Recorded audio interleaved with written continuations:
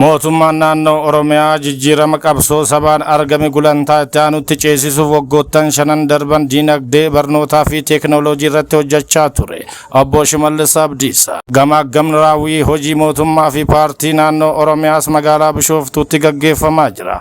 Gamaagama raawwii hojii mootummaa fi paartii kurmaana sadaffaa kan bara 2018 irratti argamuun haasaa kan taasisan pirezidaantiin mootummaa naannoo Oromiyaa Obbo Shimallis Abdiisaa mootummaan naannoo Oromiyaa qabsoo saba keenyaan jijjiirama argame gulantaa itti aanutti ceesisuuf waggoottan 5 darban keessa diinagdee barnootaa fi teeknooloojiin guddisuuf hojjechaa ture jedhan. Gaafii dhaloonni gama kanaan qabu deebisuuf halkanii fi guyyaa hojjetamaa akka turee fi bu'aa qabatamaanis argamaa jiraachuus ibsaniiru.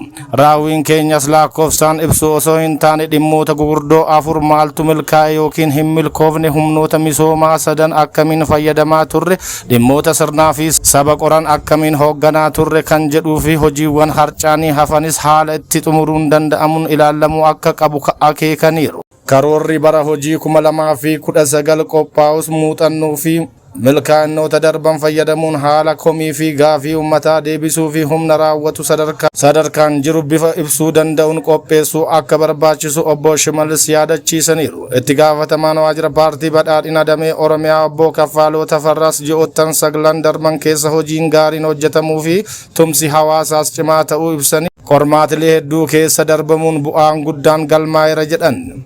Kutannoon jiru sadarkaa hundatti wal fakkaataa kan taanes ibsanii yeroo gabaabaa hafe keessattis hojiiwwan hafan kutannoo fi miira xiiqii olaanaa qabuun hojjechuun fayyadamummaa hawaasaa mirkaneessuuf hojjetamuu akka qabu dhaamaniiru.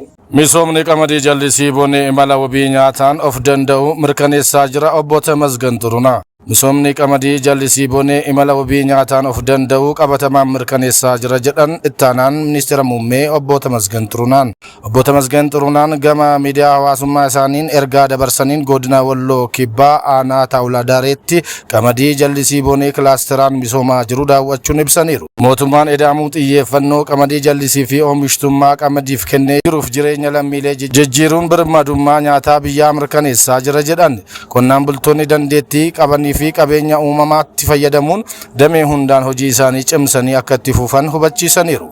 Duula raabsaa qoricha dhibee tiraakomaa magaalichatti kennamaa tureen hawaasni 200 ol fayyadamoo ta'aniiru. Waajjirri fayyaa magaalaa Shaashamannee gamaagama raawwii hojii dhibee tiraakomaa ogeeyyota sadarkaan jiran hirmaachisuun gaggeesse. Gamaagama hojii duula raabsaa qoricha dhibee tiraakomaa kanaanis gabaasni raawwii hojii buufataalee fayyaa filatamanii dhiyaachuun hanqinnaa fi ciminni adda ba'ee irratti mariin taasifameera. Itti gaafatamaan waajjira fayyaa magaalaa Shaashamannee Obbo Sultaan Huseen akka jedhanitti magaalichi dhibee tiraakomaa balleessuuf xiyyeeffannoon hojjetamaa kan jiruu fi hawaasni keenyas dhibee kanaaf akka hin saaxilamneef raabsaan qorichaa kennamee ture. Milkaa'inaan xumuramuu himaniiru. Duula raabsaa qorichaa kana milkeessuuf qindoomina ogeeyyota fayyaa fi hawaasaatiin hojjetamaa tureen daa'imman kichuurraa eegalee ga'eessotaatti hojii fakkeenyummaa qabu hojjetameen bu'aawwan gaariin galmaa'uu kaasaniiru. Dhibee tiraakomaa osoo ittisuun danda'amu hawaasni keenya saaxilamuu akka hin qabnee fi duula raabsaa qoricha dhibee tiraakomaa hojjetamaa tureenis 90% milkeessuu himaniiru. Hanqinnoota gama kanaan mudates kallattii hojii itti aanu keessatti akka fooyya'uu qabus kaasaniiru. Buufataaleen fayyaa fi ogeeyyonni hojii fooyyee qabu hojjetanis galateeffatamaniiru. Talaalliin kunis cimee itti fufuu akka qabuu fi ogeeyyiin fayyaa xiyyeeffannoon hojjechuun hawaasni caalmatti akka fayyadamuuf hojjechuu akka qabanis dhaamaniiru. Qormaanni biyyaalessaa kutaa 12ffaa guutummaatti toora intarneetiin kennamuu fi mana marii bakka bu'oota uummataatti koree dhaabbii dhimmoota misoomaa humna namaa hojiif teeknooloojii qorannoo raawwii karoora ji'oota 9 ministeera barnootaa irratti tajaajila madaallii fi qormaataa damee jijjiirama guddaan keessatti mul'ate ta'uun ibsame. Walitti qabaan koree dhaabbichaa Dr. Nagarii Leencoo waggoota darban keessa dameewwan jijjiirama olaanaa fi guddinni keessatti mul'ate keessaa tokko tajaajila madaallii fi qormaata barnootaati jedhan.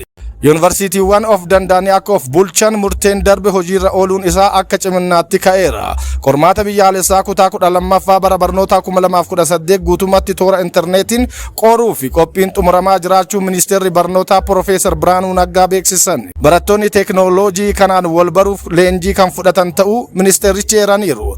Qabxii barattootaa fooyyessuuf barattoonni 40,000 ol barnoota dabalataa fudhachaa jiru. Kun ammoo qabxii gad aanaa waggoota darban galmaa'ee fooyyessuuf ni gargaara jedhameera. Sirni barnoota haaraan kun sagantaa nyaata manneen barnootaa fi daalliin ga'umsa barsiisotaa qulqullina barnootaa mirkaneessuuf shoora olaanaa taphachaa jira. Hoggansi ministeerichaa madaallii barnootaa sadarkaa idil addunyaatti guddisuuf xiyyeeffannoo cimaan hojjechaa jiraachuu eeraniiru.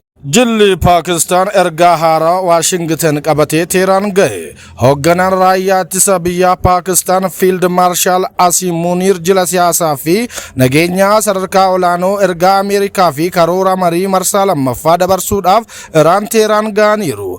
Wayita Teheraan ga'anis ministeera dhimma alaa Iraan Abbaas Arkiichiin kan simataman yoo ta'u, akka dhaabbanni oduu Rippaabilika Islaamaa Islaamabaad irraa gabaasetti jilli kun ergaa haaraa Waashingtan gara Teeraanitti dabarsite qabatee imale jedhani. Haaluma kanaan walgayii qondaaltota Iraan waliin taasisuun dhimma marii dhufu irratti mari'achuuf guyyaa marichaa irratti beellama qabatu jedhamee eeggama. Gabaasni maddeen Paakistaan keessaa beekan wabeeffachuun bahe kun guyyoota itti aanan keessatti mariin itti aanu Ameerikaa fi Iraan gidduutti Islaamabaaditti gaggeeffamuuf akka danda'u eereera. Mariin Ameerikaa fi Iraan deebi'ee akka eegalu ibsamuun booda gatiin boba'aa hir'ate. Mariin nagaa Ameerikaa fi Iraan gidduutti taasifamu deebi'ee akka eegalu akkasumas dhiyeessiin boba'aa baha giddu galeessaa bakkatti akka deebi'u agarsiiftuuwwan jiran mul'achuu hordofee gatiin boba'aa hir'ataa jira. Boba'aan baha giddu galeessaa olaa Hormuz Iraan cuftee turte irraan kan ka'e jeeqamee ture. Erga Ameerikaan dooniiwwan akka buufata boba'aa Iraan hin seenne qofa akka taasiftu ibsite